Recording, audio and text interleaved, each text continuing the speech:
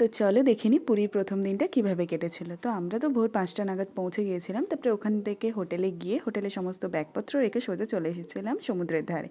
তো যেহেতু অনেকটাই সকাল ছিল, তো তাই আমরা প্রথমে একটু চা খেয়ে নিয়েছিলাম আর তারপরে চলে গিয়েছিলাম সোজা সমুদ্রের ধারে। সবাই মিলে সমুদ্রে গিয়ে একটুখানি পা ভিজিয়ে নিয়েছিলাম আর তারপরে চলে এসেছিলাম হোটেলে এসে ব্রেকফাস্ট করে নিয়েছিলাম। আর ব্রেকফাস্টে ছিল লুচি আর আলুর দম। তারপরে ছাদে উঠে চারপাশটা একটু দেখছিলাম আর ছাদ থেকে কিন্তু আমাদের পুরীর মন্দিরটাও দেখা যাচ্ছিল। তো তারপরে দুপুরের লাঞ্চ কমপ্লিট করে নিয়ে আবার চলে গিয়েছিলাম রেডি হয়ে সমুদ্রের ধারে। সেটা এনজয় করতে করতে আমি আর বোন একটু ঝালমুড়িও খেয়ে নিয়েছিলাম। তারপরে আবার সন্ধ্যাবেলা সবার সাথে এসেছিলাম সমুদ্রের ধারে বসে একটুখানি গল্প করার জন্য।